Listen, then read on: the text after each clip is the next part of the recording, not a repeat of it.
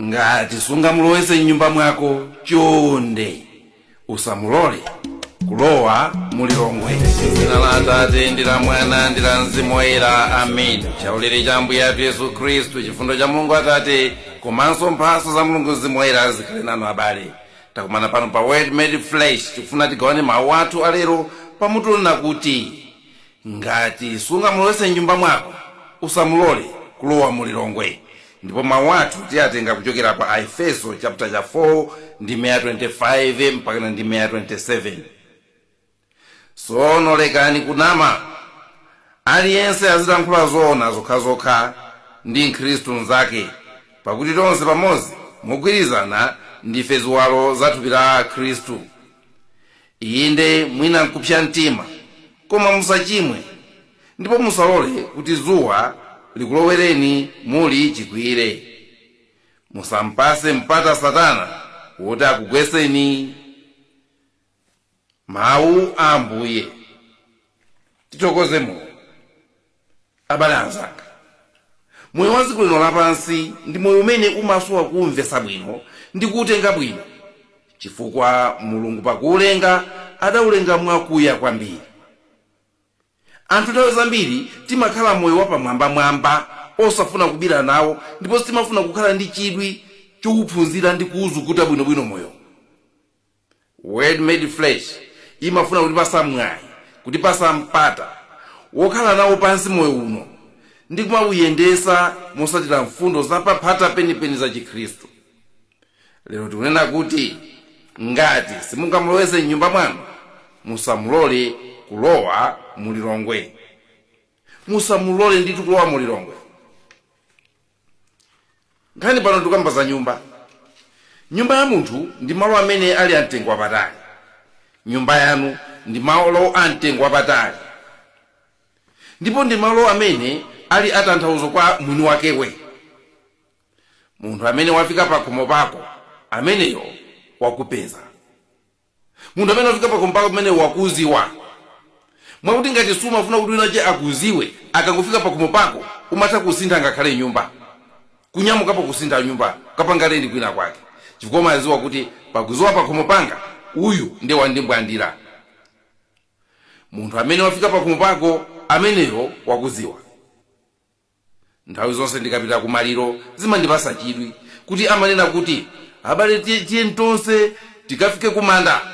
Pajatu amanena kuti kupita kumaliro ndikukaona pamene m'bale wako wagona. Amateroto akuti ngati sunakafike kumanda ndikukaona kuti munthu uja wagona apa, ndikuti wewe sunapite kumaliro. Ndi chimozimozi kumuzi wa munthu ndikufika pa khomo pake. Mukafikira pa khomo pake ndikuti mwanzi wa amene,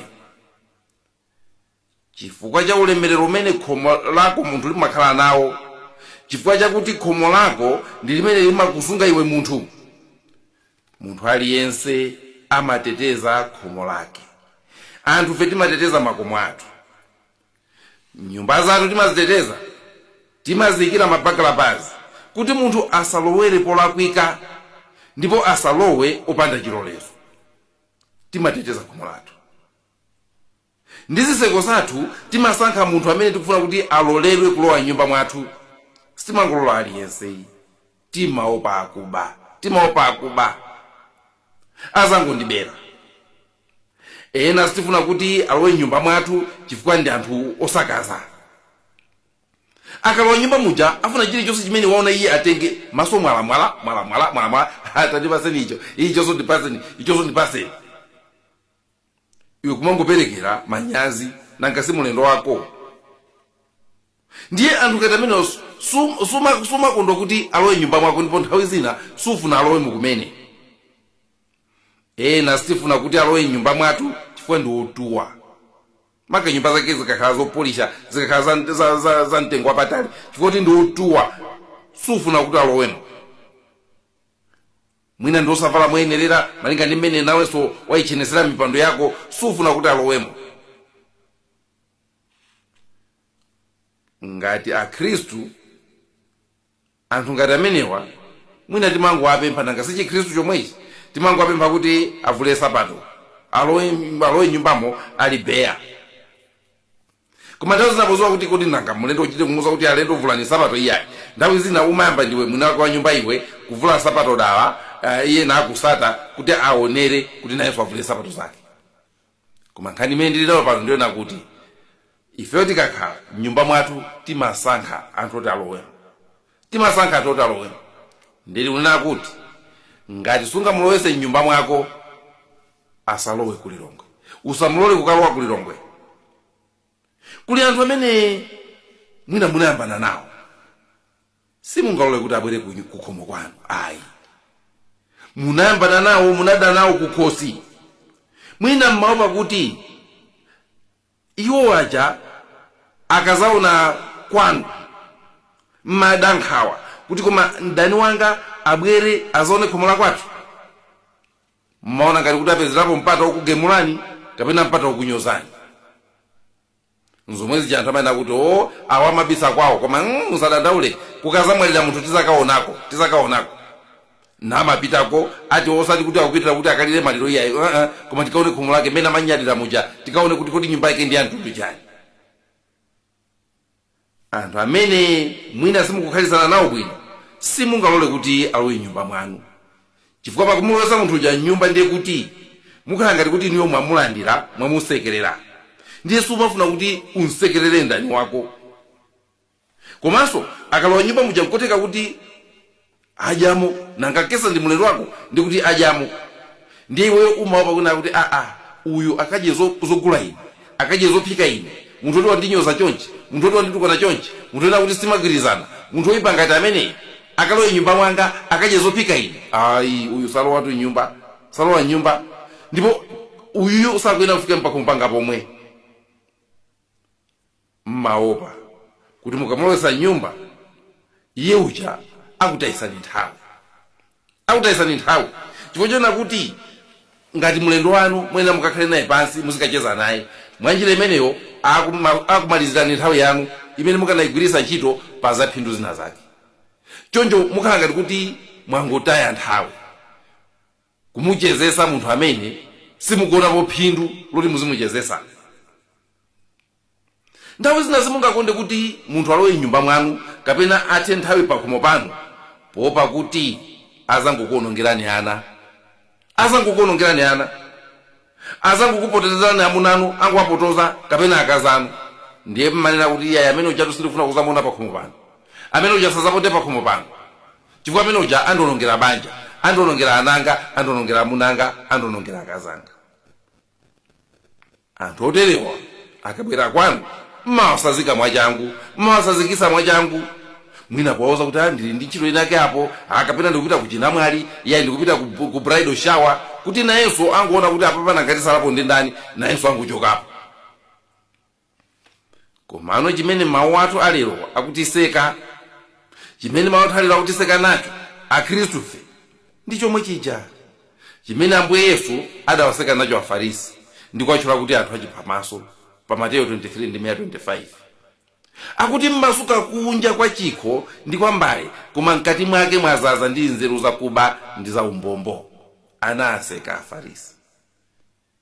Timagwa ndi funso lomwe lija limene Ambuye Yesu anafunsa kuti kodi chachikulu nchiti pa Mateyo 23:19. Chachikulu ndi chiti? Ndi funso limene ndikufuna kuti inu ndine lero tiliphunzire kuti kodi chachikulu ndi chiti. Kodi adani anu mukamawalesa mmakomo mwanumo mmankanawo kuti? Kodi adani anu mukawuza kuti pakhomo panga pano iyayi mmati azipita kuti ndipo mmakasiya kuti? Kodi mukawalembera malire kuti usazapondenso pakhomo panga pano mmakawatula kuti mmatumiza kuti? Kuli anthu amene mwalemberana malire haiwe munthu oyipa pakhomo panga pano usazapondeponso iyayi malire ndi awa uzipita uko. Kodi mukadulira malire mukalembera malire mmakasiya kuti? Mizimu yoyipa itaona kuti Ambuye Yesu afuna kuitulusa mwa munthu uja anakuda ndi mizimu yoyipa uja inampempha Ambuye Yesu kuti ikalowe mu nkhumba, inazipezera malo ife mukatilowese mu nkhumba. musatononge koma mukatolowetse munkhumba ndipo Ambuye Yesu anavomera. Luka 8:26 wakayilowesa munkhumba kena kukuzeka nkhumba zija kukazilowesa m'madzi. Mizimu yomwe imakana kuti isakalowesedwe m'madzi, koma Ambuye Yesu anapezabe njira yona kuti mizimuyo akayithezere m'madzi mo basi. Kuyilowesa munkhumba akafuna iwowo ndikutenga nkhumbazo ndikukazilowesa m'madzi sopano. Luka 8:26 Inuyo adani anu mukapitikisa m'manyumba mwanu, amapempha kuti mukalowese kwani. Mukakaniza kufika pakhomo panu, amapempha kuti mukalowese kuti. Lero ndati inu ndine tichiganizire chimenechi.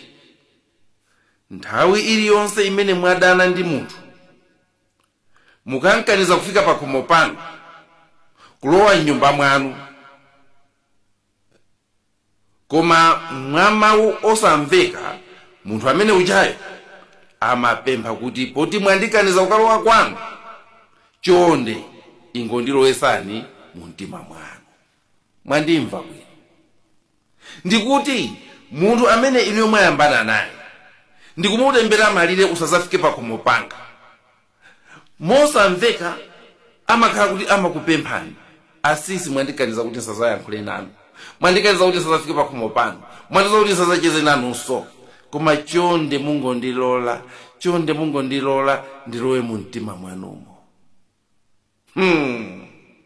Mundilole ndilowe mu mtima mwanumo. Pa nthawi iliyonse imene inu mwakangana ndi munthu ndikukwirana naye, chimene mmapanga inu nkumudulira malire woti usazaponde pakhomo panga. Koma chosekesa ndicho dabwisa nchona kuti yemwe amene mwamuza kuti usazafike pakhomo panga mmamutengano ndikumusiya mu mtima mwanu. Ndeto tikunena kuti ngati simungamulole kuti alowe m'nyumba mwanu, chonde musamulole kuti alowe mu Lilongwe. Asalowe mu Lilongwe. Ndayina kuti musamulole kuti alowe mu mtima mwanu. Mmamulowesa mu mtima mwanu ndithu, ndikupita nkumakamulingalira kwanu. Ndikamati asalowe mu Lilongwe, ndikukambaza mu mtima mwanu. Chifukwa mtima wanu ndiye capital city yanu, mtima wanu ndiye kulikulu kwa thupi lanu.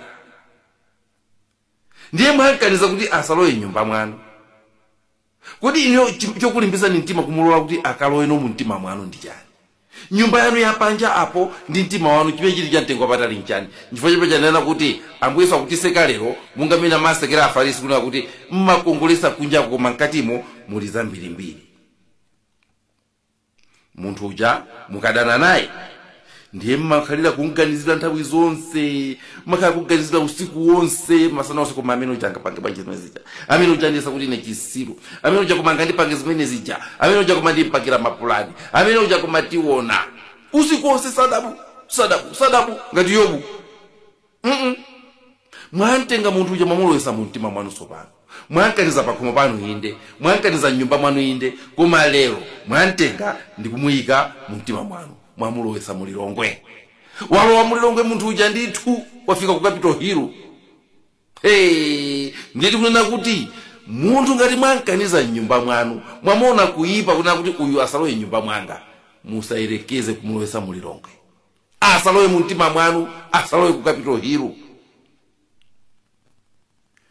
Ngakhale timakaniza anthu kufika kwathu, ifeyo chokhacho choti tansunga mu mtima mwathu ndiye kuti ifeyo tanyamula munthu uja tokha.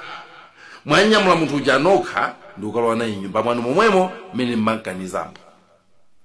Mwamudulira malire usazaponde pakhomo panga pano. Iye uja kuti sinzapondapo. Chisiru iwe. Ino wanditukwana. Ati ine chisiru. Ndiye ndikuntengano ndikumulowesa mu mtima mwanu. Ndikumaganizira kwina kuna munyamuka kumapita ku nyumba kwanu, ndikukalowa nyumba pano uja kujimda kubiri kufika pa bedi sadabu osagona. Simukuona kuti nokha mwamulowesa nyumba momwe mmankaniza muja, nokha mwamulowesa nyumba mmene mmankaniza muja, chifukwa kuti atalowa mu mtima mwanu mwanyamula ndikukalowa naye nyumba mwanu wasanduka mtima wanu kukhala kabanza onyamula iye kukamfikisa nyumba mwanu. Chifukwa chani ife akhristu timalolera kuti tisunge mkwiyo mu mtima mwathu? Mawu tawerengachi akunena kuti osakwiya mpaka na mazulo ayi. Chifukwa chani timazipasa fe ukapolo onyamula munthu amene sikumfuna ndi kunyamula ndi kumuyika mu mtima mwathu? Komatu lero tiziwe kuti monga momwe timaopera kuti uyu akalowa ku nyumba kwanga akaononga nyumba mwathu, tikuyenera kuopanso kuti amene mwadana naye mukasunga mu mtima mwanu akuonongerani mtima wanuwo. Akuononga mtima wanuwo monga momwe mmaopera kuti awa akalowa ndi matope nyumba mwanga adesamo, momwemonso muziopa kumulowesa munthu oyipa mu mtima mwanu chifukwa akadesamo. Amene mwamukwira uja pomusunga mu mtima mwanu azikunyasani ndithu nthawi zonse ndipo muzinganizira nthawi zonse. Komano mwanjira imeneyo chikuchitika nchani?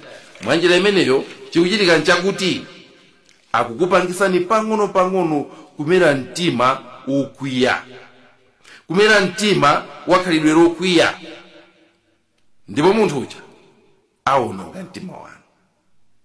Inyo mwamona kuti usiku muzipanga mapulani a moyo wanu wammawa, mwamona kuti muzipanga mapulani anu achitukuko, muli bize kunganizira iye uja. Malo moti nthawi yatulo ikhale nthawi yona kuti muziganiza zanu zosovera mavuto anu ammawa, inu muli bize kunganizira iye uja. Mwamulowesa mu Lilongwe, mwamulowesa ku Capitol Hill. Monga momwe mmaopera kuti mdani wangayo akalowa nyumba mwanga ata kukaononga ananga kapena amunanga kapena akazanga, muziopanso chimozimozi kuti uyu nkamuyikira ku mtima ayamba kulamulirano moyo wanga ndi iyeyo. Mdani wanga ndikanitenga ndikusiya mu mtima mwangamo andilanda umwini wa ine mwakuti nkapanga zinthu zina zonse sikuti ndizikhala kuti ndineyo ndikupanga, azikhala kuti ndiyeyo. Kumeneko ndi kumulowesa mdani mu Lilongwe, kumulowesa ku Kapitolo kulikulu la dziko lathu, kumulowesa ku Capitol Hill. Mmene mwamulowesa mu mtima mwanu mwamulowesa ku Capitol Hill, ndipo mwampanga yeyo kukhala okulamulirani, mwampanga kukhala president wanu, mwampanga kukhala mtsogoleri wanu. Asokoneza makompyuta, mwantenga ndani mwakamwika ku Capitolo asokoneza makompyuta, alowesa mu mavirus, achita hack operating system yanu, ndipo muzaona kuti ngakhale maganizidwe anu akhala osokonekera. Mwayambana ndi munthu mamawa amunana kubera mazulo akupezani mwakwiya. Nanga ndataniso munthu nakubwera kuchokera ku ntchito make ndi chani? Alowesa ndani mu Lilongwe, alowesa ndani mu Lilongwe. Ahabu atambana ndi Naboti, anapita kwawo atakwiye chinsunamo chili kuno kulephera kudya nsima komwe. Operating system mwalo wa Naboti, mwalo wa Naboti chifukwa wanyamula mu mtima mwake. Ndi angati mwa ife amene mpaka napano timalolera kuti moyo wathu wonse usinthike uyipe chifukwa kuti tanyamula wina wake mu mtima mwathu. Kandi abwana unayambana nawo ntchito, kandi ndani mwina munakana napena pake, koma wanyamula ndithu kupamene ujanga ndikane. Iweyo walowesa ndani mu Lilongwe, walowesa ndani ku Capitol Hill, ndithu walowa makompyuta ako, ndipo operating system yasokonekereratu. Kulephera kuphikira ana, kulephera kukondwa ndi banja lako, kulephera kukhala pansi kuti muzionera TV limodzi kapena muzicheza, kupita ku nyumba kuchipinda kukazifunda ku Mutu. Walowesa ndani mu Lilongwe. Ngati simungafune kuti iyeyo atenge nthawi yanu, ngati mmankaniza nyumba mwanu kuopa kuti akudyerani nthawi, akakhazika nyumba mwanu, ameneyo simungamulole kuti alowe nyumba mwanuyo, musamulole kuti akhazike mu mtima mwanu. Mtima wanu ukuyenera kuuteteza, ndipo njira imodzi youtetezera mtima ndiona kuti ngati mwayambana china chake chikambiraneni mwachangu mpaka nachithe. Musamayende ndi nkhani zoyipa mu mtima mwanu. tisamakule mtima kuti ayi sindingayankhule naye amene uja chifukwa kuti wandilakwira ndiye. Mkhristu akuyenera ngakhale ali olakwiridwa kuti iyeyo azichimva kuti ndi udindo wake kuyifera ndi kuonetsa kuti anthu mwakambirana zatha, chifukwa sukufuna kumulowetsa wina m'boma lako mmene muli mumtima mwako. Mumtima mwanu musasanduke zala losungiramo mangawa. Mtima wanu usakhale buku lolembamo anthu amene akulakwirani. Ngati mukudziwa kuti munthu uyu sindingamulowetse nyumba mwanga, ponthamangitsa nyumba mwanumo musanthamangisire mumtima mwanu. Musanthamangisire mumtima mwanu. Mtima wanu ndi khomo lanu. Mtima wanu ndi likulu lanu, capital city. Mumtima susungiramo mkwiyo kapena kulowetsamo adani ayi, chifukwa limenelo ndi likulu la moyo wako.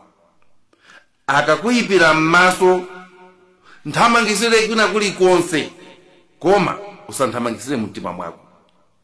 Apite akasungidwe kwina kulikonse, koma iwe usamusunge mumtima mwako. Kumeneko ndi kulowetsa ndani ku capital hill. Kulowetsa ndani ku capital hill ndi kumpanga kukhala mtsogoleri wa moyo wako. Ukamuona ndi kumakhala ngati kapolo. Akalowa mu Lilongwe amasanduka ukulamulira. Akakhala pa mpando ku capital hill amasanduka bwana wako. Azadya zako, azakuzunza ndi zako zomwe, azakusandutsanso iwe kukhala ngati munthu oyipa. Ngati simungalole kuti alowe nyumba mwanu, musamulole kulowa mu Lilongwe. Ngati mwamukwira munthu wina wake, musalole kuti alowe ndi kukhazikika mu mtima mwanu. Kambira naye, khululukira naye, moyo uzipitirira.